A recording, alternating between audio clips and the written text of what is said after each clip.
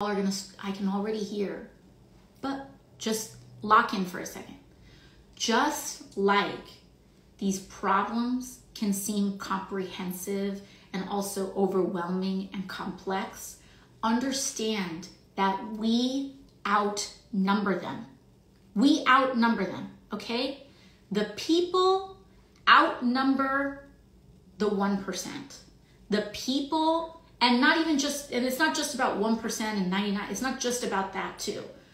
Also, everyday people of all sorts of income brackets also overwhelm the number of the corrupt, okay? Understand our strategic advantages in this moment. We outnumber them. Do not forget that. We outnumber them so dramatically that they have to try to control media and communication channels and apps, etc., because they want to and need to invoke docility, passivity in the masses in order for them to get away with what they're doing. Even before this most recent movie season, I would always make the comparison to The Wizard of Oz. But so like, it's not just a wicked thing, okay? Understand that authoritarians are kind of like the wizard in The Wizard of Oz. They rely not on their actual power. They rely on their perceived power. So, principle number one in what you can do is that when one of these things comes to your backyard, when it actually, like when it comes to you, and I will give examples, but when it comes to you, when it does, you can resist. And what that happens over millions of people is that you generate enough friction that they cannot go as fast as they want to go, okay? So I'm going to give you some examples that have already been working. Let's start with immigration and ICE. When people say, what can we do? You can do the things that apply to you. In my community, we are a heavily immigrant community. And so ICE raids deeply affect and disrupt our community. And the prospect of ICE raids deeply disrupt and threaten our community. So, number one, if you live in a community with a lot of immigrants, know your rights. That's one tangible thing you can do that I want you to do. And I'm going to go through what that means. And that means know your rights if you are a US citizen as well. Okay? Here's one way that we're going to create some friction in this system. Okay? Tom Homan, who's directing a lot of these ICE operations nationally, etc. He went on TV practically crying. This dude was whining his ass off because ICE went into the city of Chicago and Chicago had prepared for them. Community organizers, activists, and their mayor and local elected officials who were solid on this issue, they educated the city on their legal rights. Because what ICE tries to do is that they rely on people not knowing their rights in order to enter buildings, in order to search workplaces, etc. So when you know your rights, you are able to tell them no, and they do walk away. So you need to know your rights. If ICE comes to you as an American citizen, still assert your rights. Because what you can do is protect people around you and also make sure that you are slowing down this system. The slower they operate, the less they can break. You hear me? This is why this is strategically important. The slower they operate, the less they can break. And so know your rights. If ICE comes to your workplace, if ICE comes to your door, you do not have to open the door. You ask them for a judicial warrant, not an administrative warrant. ICE very often tries to show you some official looking paper in order to intimidate people and to let them in. Again, remember, they rely on the perception of power. No. You don't just get some paper and let them in. You look for a judicial warrant. You look for a judge's signature on that piece of paper. If there is not a judge's signature on that piece of paper, you do not have to open the door. Number 2, you can ask them to leave. If they do not procure a warrant, you can ask them to leave. You can stay silent. If they have detained you, you can say, I would like to remain silent. You invoke your right. You do not have to share personal information. They want to know what your immigration status is. Even if you're a U.S. citizen, if they want to ask you, are you a U.S. citizen? You tell them, I don't have to answer that question. You tell them, I do not have to answer that question. You do not have to. They ask you where you were born. I don't have to answer that question. They ask for your immigration status. I do not have to answer your question. They do not, unless you are being officially detained, if they have a judicial warrant. And by the way, you do not have to sign anything. And if they want to keep asking you questions, you say, I would like to speak to my attorney. In New York and California, you have a right to an attorney, including if you are undocumented or an immigrant. You would say, I would like an attorney. Or if you are outside of the states of New York or California, you can say, I would like to speak to an attorney. And you can get your own attorney. Or you can procure your own attorney. So you say, I want to talk to a lawyer. Know your rights.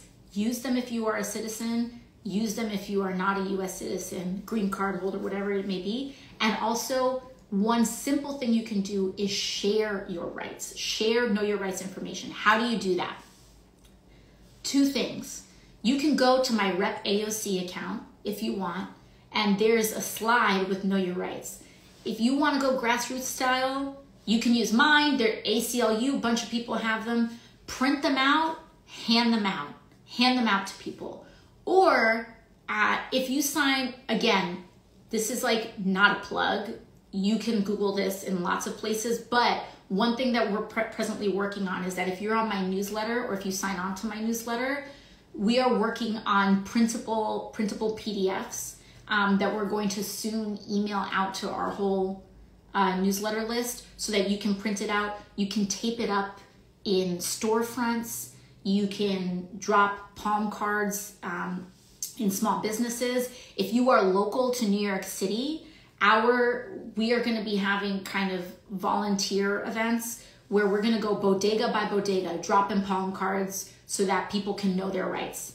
And the slower they go, the less they can break, okay? That's one example. Number 2, in some of these federal purges, with what they're trying to do, they want to send you a little letter saying, oh, we're going to offer you a buyout. Don't take it. Don't take it. Don't take the buyout. You have about 3 days, like all those federal workers that got that got those notices. And of course, these decisions are personal. The decisions are ultimately up to you. But my opinion is that this is a bunch of BS. And what they want everyone to do is to comply in advance. Do not comply in advance. Make them make you. Make them make you. And make them, if they're committing crimes, make them make you. Because we are going to win. I want you to understand right now, we're going to go through an ugly, ugly period. But move in the faith that we are going to win. Okay? Nobody knows what is going to happen between now and then, but winning and prevailing is a decision. It is a choice. It's not, oh, what's going to happen. I don't know what's going to happen. It's what am I going to dedicate myself to? And so it can be actions small, it can be actions large. I'm giving you a small action, a tiny action. If you are exhausted and you don't have any energy at all, the one thing I want you to do is to look up your rights, for you to know your rights in case I shows up to your workplace. Just Google it, understand it, practice it, go on Rep AOC. If you have no energy at all, just do that. Just Google your rights. If you've got some energy, if you're itching to mobilize and you're in a community like mine, pick up some palm cards or print out some stuff on your own and take it to a local bodega and say, hey, can I post this up? Okay? That's level 2, right? There are actions you could take at every level. If you want to do even more, there are community organizations that you can engage in. We need to be little grains of sand in the large gears of this machine. And so please do not fall for the illusion or the lie that any action is too small. There is no action too small. In fact, because there are so many of us, when millions of people do tiny things, we can disrupt these systems, okay? So, those are 2 key things. Now, let's level up. Let's zoom out a little bit in terms of what else we can do. Well, Donald Trump did something very interesting. In order for us to understand the political landscape, Republicans didn't just win the White House, as we know. Republicans also won majorities in the Senate and majorities in the House. And what is happening right now is that Republicans are rolling over. People are saying, where's Congress? Where's Congress? Congress, I'll get to Democrats in another section here. But Congress itself, the reason Congress as an institution is not doing anything is because Republicans hold the keys to both the House and the Senate. So if the House is going to do something, you need the Republican speaker to make the choice to do it. The Senate, if the Senate is going to do something, the Senate has a Republican majority that holds the keys to that as well. So there are 2 strategies that we have in terms of the Senate and in terms of the House. I'm going to start with the House. The House has 435 members, but the Republicans won the majority, but that majority is very, very slim right now. I think it's about 4. I believe it's a majority of about 4. Even with 4 Republicans making the difference between a Democratic House and a Republican majority House, Donald Trump still decided to appoint several of them to his administration, which has dramatically reduced temporarily the Republican voting majority in the House. Those people that he appointed are tried to appoint Matt Gaetz, but Matt Gaetz resigned when he was named, when Donald Trump was going to appoint him, and then the Senate blocked it. But still, there's a vacancy in Matt Gaetz' seat. There's a vacancy in Representative Waltz's seat. And there's a vacancy here in New York with Elise Stefanik's seat. 2 of those seats, Waltz and Gaetz, are in the state of Florida. And they are strolling their way to a special election. Now, that special election, I believe, is happening on April 1st in the state of Florida. We need to have a show of elevated numbers. We should have a show of elevated numbers in those 2 special elections. Now, people are going to say, she's sending you on a wild goose chase. These are strongly Republican districts, but Washington and decision makers often look at the margins of these results to try to glean how people are feeling in this time. And first and foremost, the level of breakneck speed and not just speed, the level of just break just breaking that this administration and that Elon Musk is doing right now does have the power to transcend party. It does have the power to transcend party. And if a historically 30 plus Republican seat, if a seat that normally goes to Republicans by 20 points or 30 points, then goes to even if they still win, but if it goes down to 10 points, they know that they are in deep trouble. And why does that matter? Because a lot of these people only respond to one thing, which is whether they can hold on to power or not. And one of the reasons we're in this situation is because a lot of Republicans were more afraid of a primary election, losing a primary election, than they were in actually advocating for their people. And if you want evidence for that, just know that these Medicaid cuts that they're going for are actually going to affect rural Americans some of the most. Some of the places that vote the reddest stand to be hurt the most by what Republicans are trying to do. And so understand, we're talking about rural hospital closures, we're talking about all sorts of infrastructure, any of the basic services that a lot of rural communities who are already underserved, all these communities that are already underserved. So I'm not saying that getting in the game with these is going 100% to change the outcome. But it may, because we are in an unprecedented time. An unprecedented time can mean, of course, many bad things happen, but it can also mean that unpredictable things can happen, and unpredictable things can often go our way. I was elected in the first Trump administration, and nobody ever thought that I had a prayer in order to win. I was a waitress. I was challenging the head of a political machine who was supposed to be the next Speaker of the House. They spent $3 million against me while I was wiping down tables. And we won. Why? Because an unpredictable window has opened.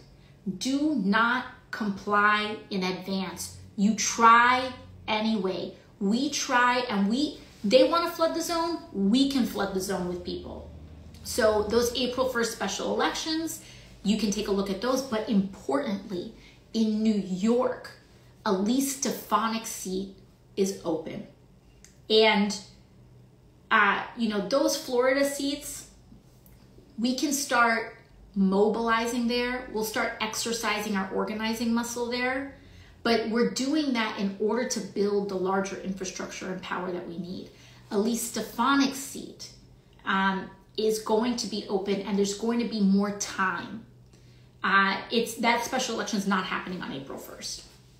And so what that means is that New Yorkers, we can focus on the special election for Elise Stefanik's seat, and we can go for it, okay? We can go for it. We need to try. I'm talking about this time is crazy. We need to jiggle every damn door handle in this place to see what opens up. I don't want to hear, oh, we can't do that. Oh, that's impossible. That's called consenting in advance. So when your mind says it's all over, like we might as well, no. You are consenting in advance. Do not consent in advance. Do not be discouraged in temporary defeats. We keep going anyway. Do it anyway. When we are relentless, they will fatigue. They will fatigue. They can only hold this up for so long. Draw them out. Draw them out. Okay? So we can mobilize electorally. We can mobilize in community organizing, whatever your calling is. Some people don't like electoral organizing. Then I want you to be running a Know Your Rights training. Or I want you to be sending out palm cards. Or I want you to be Googling your own rights, depending on your energy level. But electorally, we need to go get them, okay? These special elections are opportunities. And I'm not just talking about federally. It is time for us to kick up state legislatures, okay? Iowa, Iowa just had a special election. That district was supposed to be Republican plus 20 something, and they lost it. They lost it. This was supposed to be a community. It went 20 or 30. It went double digits to Trump. They lost the special. Do not say things are impossible in this time. Okay? We jiggle in this house. We jiggle every door handle to find an opportunity. You got to try 100 times sometimes to make one work. It's worth it. It's worth it. All right? So that's one. Now, what are Democrats doing? So those are some things on what you can do. Now let's talk about what are Democrats doing. Democrats. As many of you know, my relationship with the Democratic Party is, let's call it an interesting one, right? I came in, for people who may not know, I came in to office not just by beating a Republican. I came into office by taking on the Democratic establishment and taking on a very entrenched political machine in New York City, and defeated a lot of that in order to get elected to office. And so I say this because I am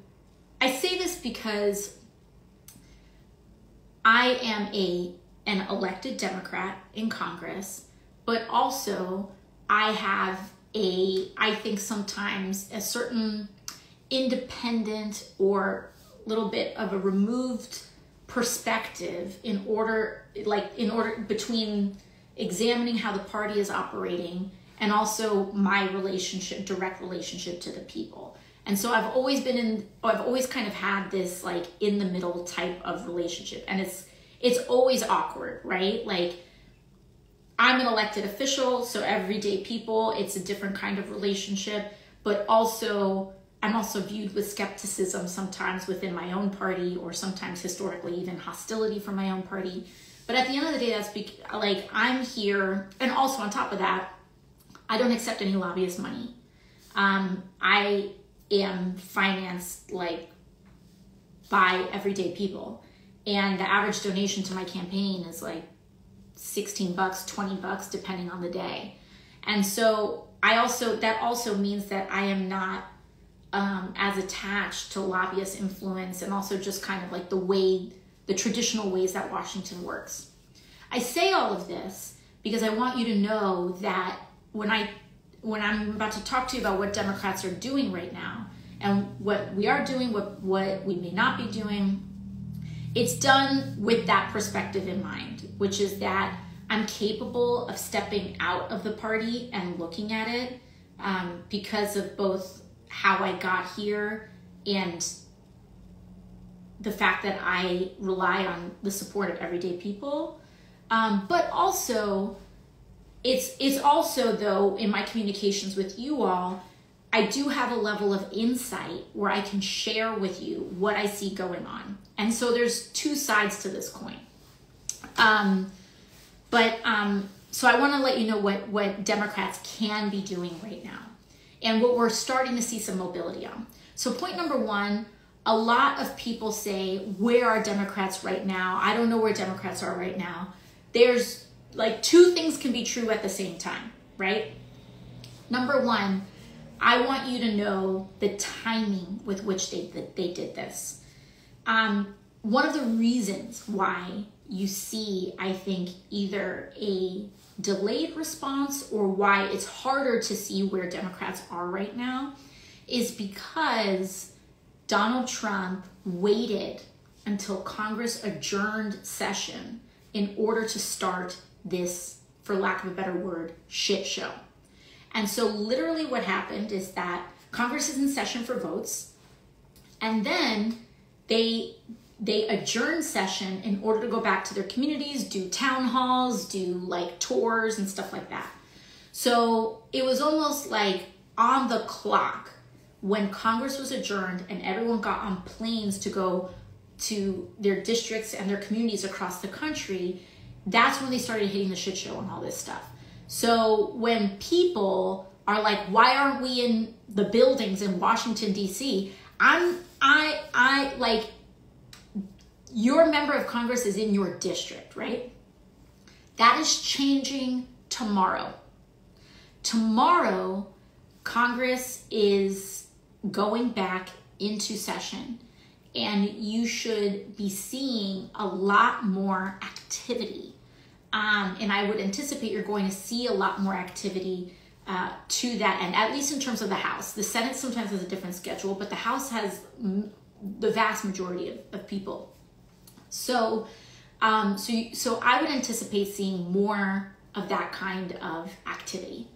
Now, in terms of substantive things that we can do, the Trump administration is currently trying to get their nominees approved and voted on. No Democrat should be voting to advance Trump's nominees while all of this stuff is going on.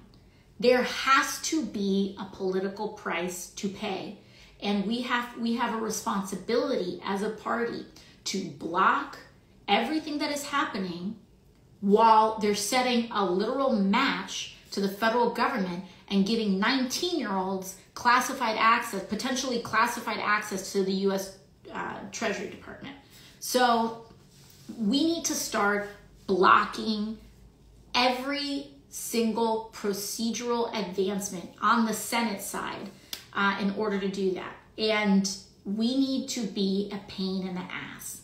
And a lot of times, Democrats in the Senate, in the name of ceremony and fake history, in the case of the filibuster, it's fake history that many of them cite, and what have you, like gentlemen's agreements. The Senate loves their gentlemen's agreements, which is to say, it's not like rule breaking, but it's just like these kind of handshake practices that they have. We have to stop playing nice in the Senate and block every damn thing that we can. Do not give votes to the nominees. And by the way, I want you to look.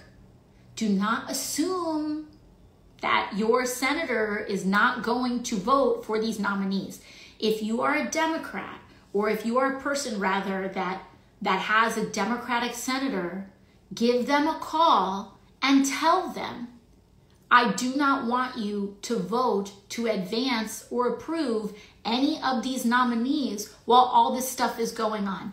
Please tell them. Do not assume that just because you have a Democratic senator, they're going to, that they're just going to vote no.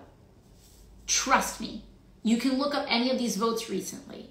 Even at the Defense Department, the nominee Hesketh, you should even see some of this questioning from people coming forward about not just sexual harassment and with accounts of this, accounts of drunkenness on the job, all of this stuff. You still had a Democrat who voted for him. So do not assume that just because you have a Democratic senator that they're gonna vote no. Like, even with some of the most unqualified people, you call them and you tell them, I want you to vote no. I want you to block these appointees until, while all this stuff is happening, okay? Use our leverage. Make them fight for every single step. The slower they go, the less they can break, okay? We're bringing things down. Now, in terms of the House, what are some of the things that we are doing that can be done? Earlier today, the leader in the House of House Democrats, how do I say this? The leader of Democrats in the House is a gentleman from Brooklyn known as Hakeem Jeffries. He is the House Minority Leader, the House Democrats leader. He sent out a message, a list today with 10 central objectives in terms of things that they're doing. And it's important to recognize what we can do and what we cannot do today. Someone said a bartender congresswoman talking about qualifications. Hell yeah, I'm going to talk to you about my qualifications, because I know what it's like to be a working class person, and I got elected as the youngest woman in American history to Congress with my knowledge and my ability to organize and connect with my community. So when any one of these people can win an election with that kind of a background and you don't take lobbyist money, then you can give me a call. But until then, these people are seem to be apparently having 3 martini lunches thinking that they can run and command the respect of the Defense Department. So give me a break. Anyways, back to regularly scheduled programming. The leader of House Democrats is Hakeem Jeffries. He sent out a kind of a bulletin today with 10 objectives. Now, remember that theme that I brought up earlier today: divide and conquer. So we're not going to get overwhelmed. We are going to educate ourselves on who is in charge of what. Okay? So one thing that we expect to see, and that we expect to see, is that House Democrats and legislation is going to be advanced this week to implement mechanisms to help block some of this infiltration that we're having at the U.S. Treasury Department. Also today, as a preview, there were some Democrats that are the heads, the Democratic chair, or not chairs, but what is known as the number 2 ranking members. So just so you know, in the House, the reason why who has majority control of the House matters is because the party with majority control also controls all the committees. So it's not just that you have more votes, it's that Republicans will control all the legislation that comes to the floor. Republicans control all of this stuff. So people are saying, oh, Dems will not pass stop.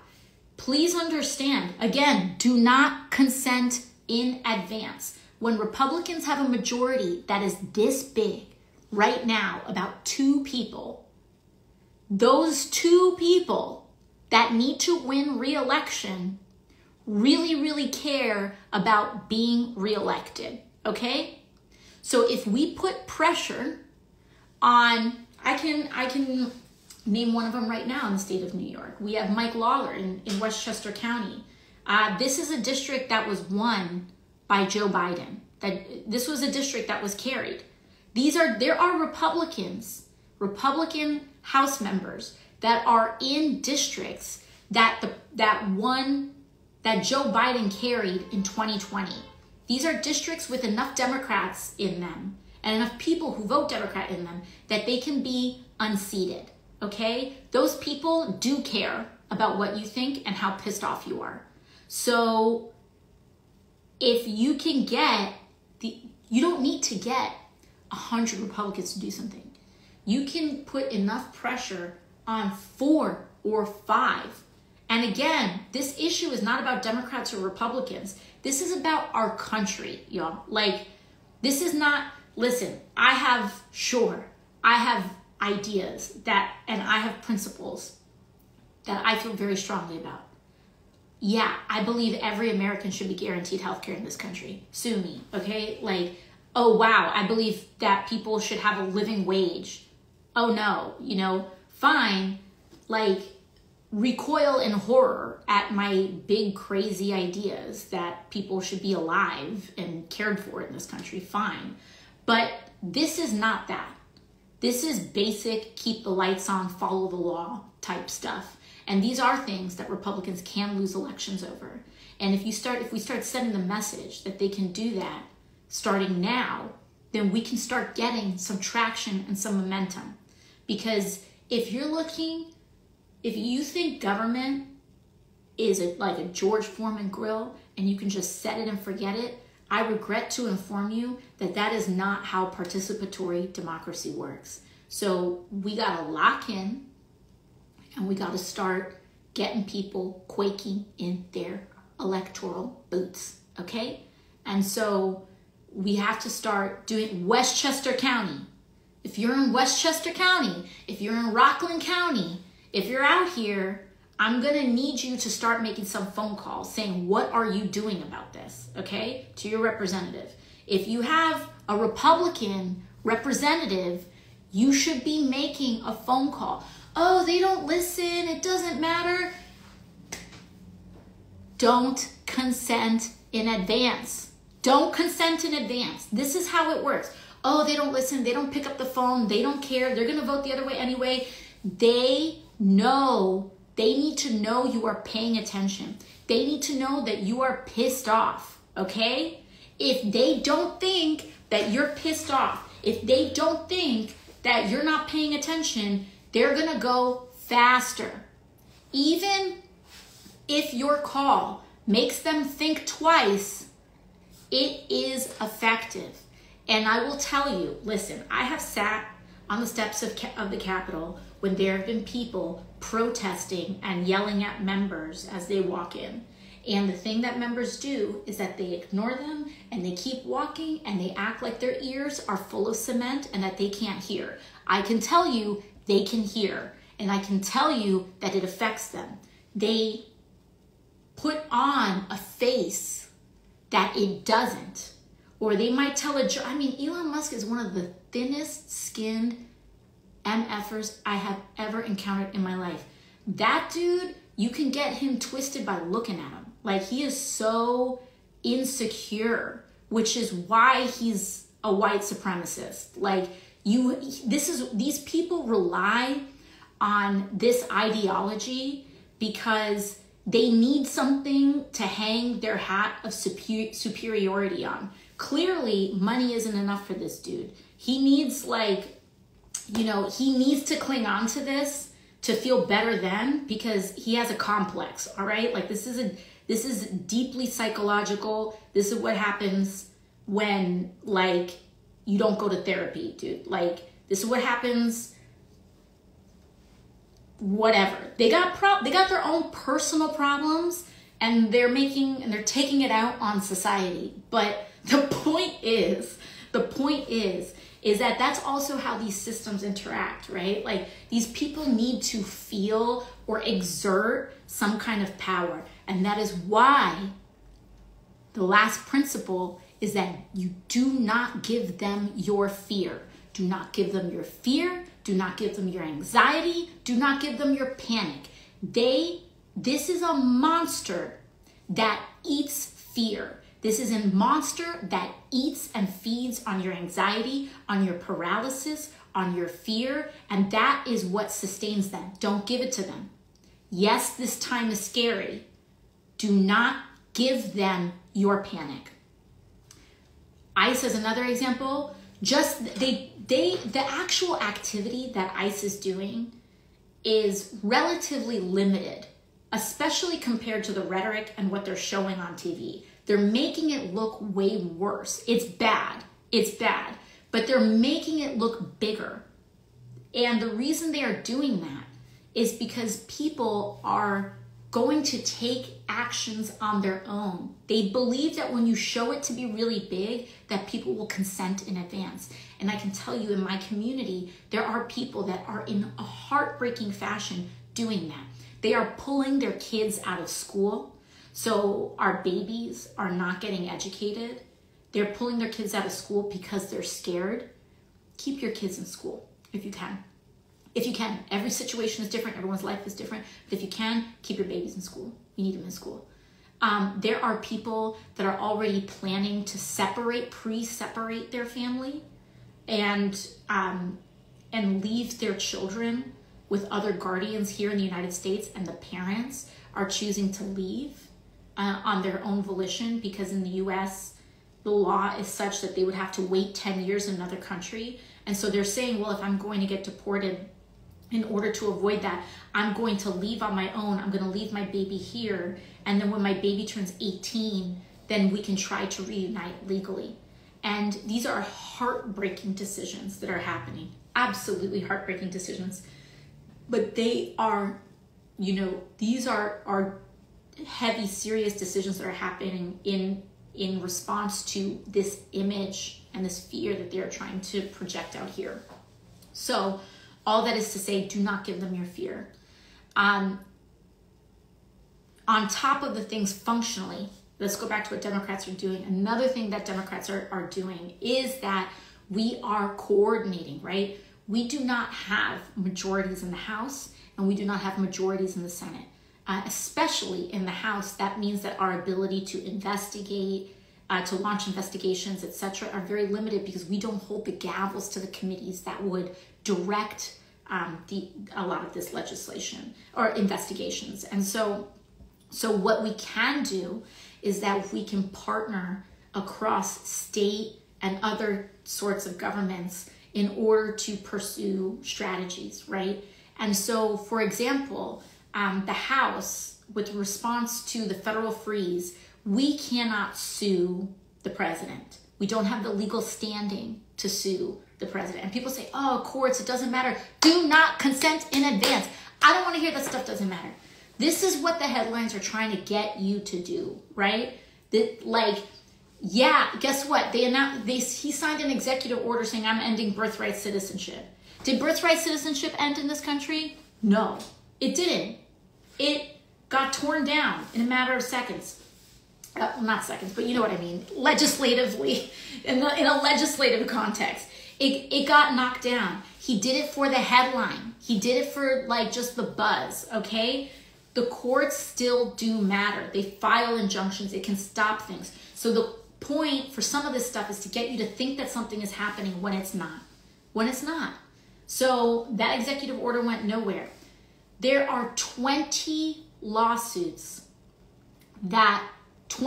different lawsuits in response to these executive orders that Trump announced that are working their way and they're heading to court. And if you run an organization and you got a letter from the federal government saying you need to do this, that, and the other to comply with those executive orders, keep an eye on those lawsuits and make sure that these things can happen and make sure that, again, to slow down is to stop their damage. Now, all of that, we also have the heads of the Democratic heads of the major committees that are being affected, the Judiciary Committee, Appropriations, Oversight, Budget, are going to be providing individual updates. So if you're asking, what about USAID? Well, we will talk about USAID, but what is happening about USAID? I want you to think about the Democratic head of what is known as HVAC, the House Foreign Affairs Committee. That's Gregory Meeks, also a New Yorker. As well as not just him, but just look up the Democrats who are on the House Foreign Affairs Committee. And if you look at those folks, they will tell you what we are doing on each individual issue. Judiciary, appropriations, and budget when it comes to the money stuff. There is stuff that's going on, okay? So we have 20 different lawsuits in court. Many of those people went to these buildings today. They went to those buildings today. People are saying, I want Democrats to show up at buildings. Democrats showed up at buildings today. You can look it up. Gregory Meeks, Jamie Raskin, Ilhan Omar, they were there, okay? And when House comes back into session tomorrow, I would anticipate you seeing a lot more physical kind of activity going on as well.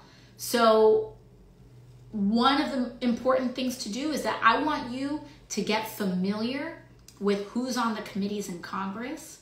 And I want you to familiarize yourself. Level 1 is call your congressman.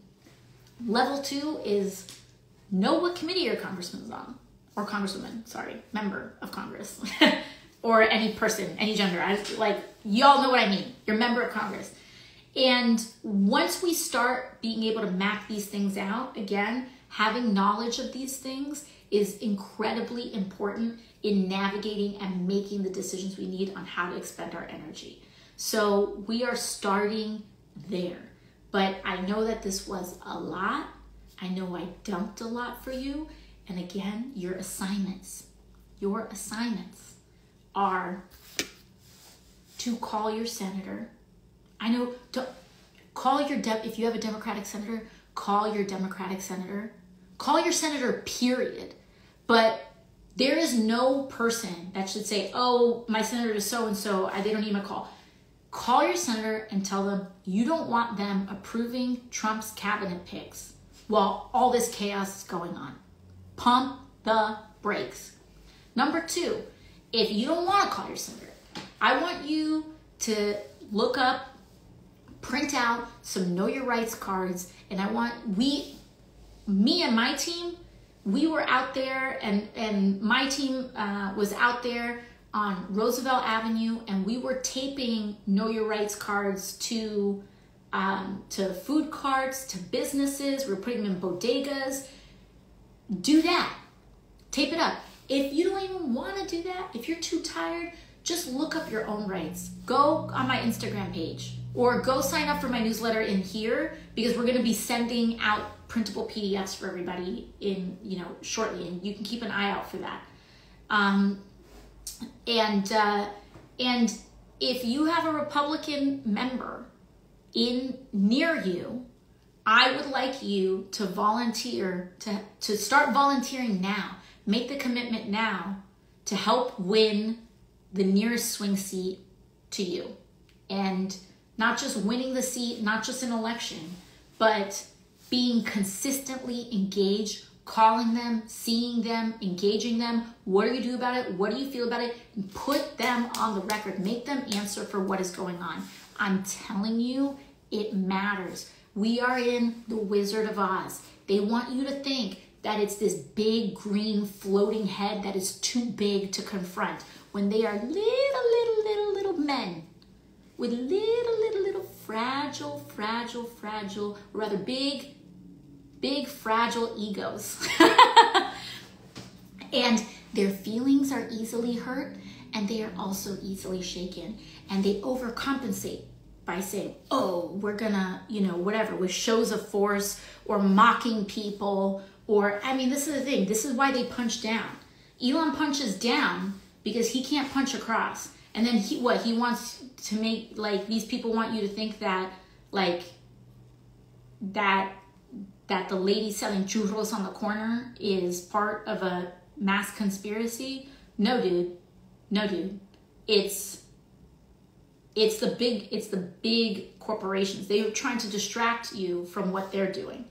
And so stay focused, take a breath, understand what I laid out when it comes to USAID. There's also going to be actions on there as well. We are seeing Marco Rubio did the opening silo. We can use the Senate votes as leverage to halt what is happening at USAID. And I would anticipate, because they got up to all this, they waited until Congress flew out for the week in order to start all this nonsense. And when everyone is flying back tomorrow, you can anticipate a lot more activity. And so I think that I've given you all enough. Understand that your everyday small actions matter. They matter. Letting someone know that they are safe with you matters. Showing up matters. Asking someone that you know if they know their rights matters. And these people feed off our fear, and they feed off our apathy, and most of all, they feed off of the nihilism, this disease, this cynicism of this notion that nothing we do matters and nothing we do makes an impact, so that we don't do it. Don't listen to them. This is a mentality thing that they are coming after first and foremost. That is why they are trying to control your attention. They are trying to control your attitudes and beliefs, and they are trying to control your emotional state, right? They want you consumed with and paying attention to their narrative and headline. They want to make sure that that you feel overwhelmed. They want you to feel like nothing matters, so that you don't try, because if you do try, there are times where you will win. So they don't want you to try at all. Try, okay? And again, they want you in a state, they want to control your emotions because they want you in a state of paralysis. They want you in a state of not doing anything so that they can just drive on flat road. Because again, these people are little, they are weak.